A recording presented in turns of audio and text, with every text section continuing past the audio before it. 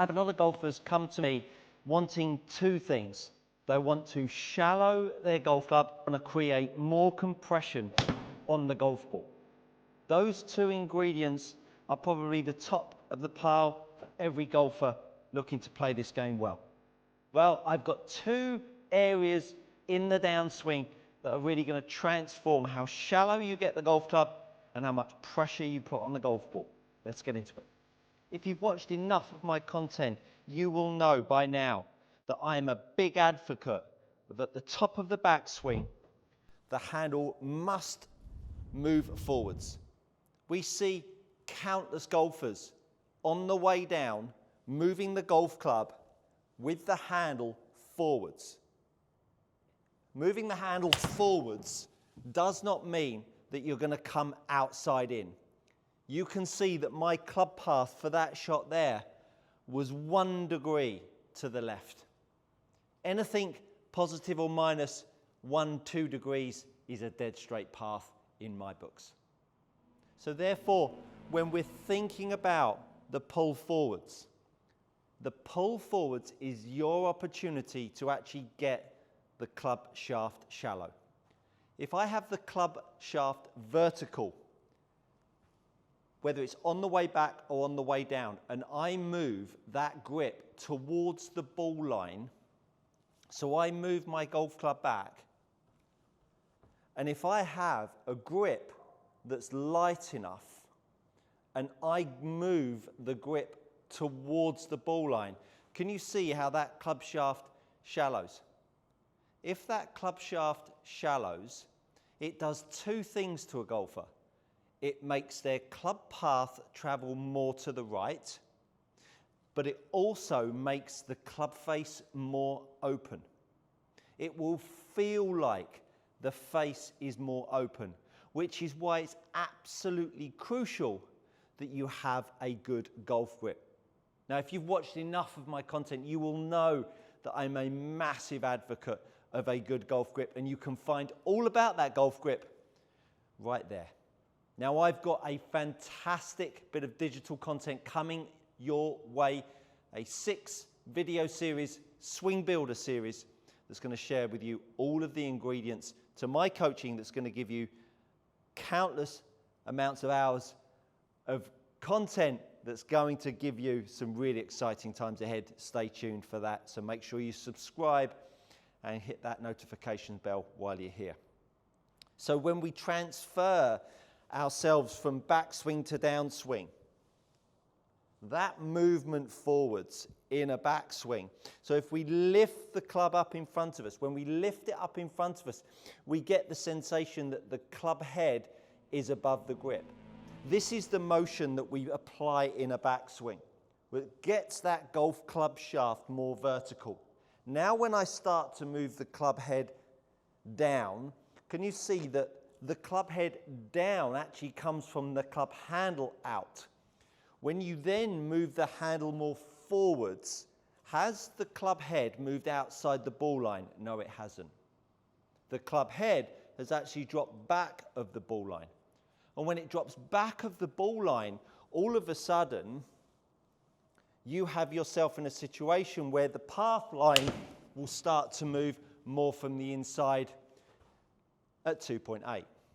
Now, if I have a club path that moves from the inside at 2.8, can you see that my face to path value is negative? If the face to path value is negative, that means that the ball will draw back when you have a path to the right. If you have a golf grip that's crap and you make a backswing where you do exactly the same thing on the way down, move the grip forwards and the shaft lays down, and you make exactly the same path line, now all of a sudden the path coming from the inside and the face to path now open, you can see it's not going to end well. So the fact that you're trying to shallow your shaft out on the way down by all of this garbage tucking in of the elbow, which is absolute crap, the handle moving forwards that will lay the shaft down gives you the chance to change the path. At that point, it will rely on whether you can, if you're from the crap grip fraternity, it will rely on you bowing your left wrist through strike to make that face to path value more negative, because if we have a weak grip and I bow my wrist, look where it points the face. Or if I have a good grip and I don't bow my left wrist, look where the face points. So depending on whether you have a good grip, that would be the one I'd go with, watch that video, you don't have to worry about bowing your wrist.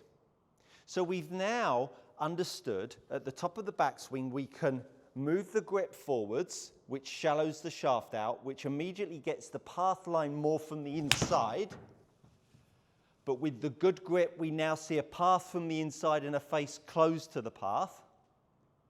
We can now start to talk about the fact that if I've got the path from the inside and I've got the good grip and I'm drawing it back to the target, all I now want from my golf swing is compression. Compression at strike that makes me feel like my angle of attack down on the bottom left-hand side can give me that pressure on the golf ball that makes me feel like I can really squeeze, pinch, pressure that ball down through strike. 6.4. So this pressure on the handle down through strike, this pressure on the handle down through strike, look where I'm pushing the grip.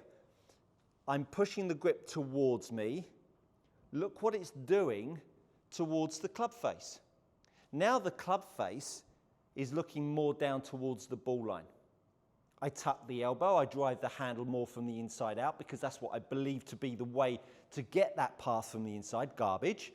I now make the face open and I have to bow the wrist, which takes away incidentally your angle of attack.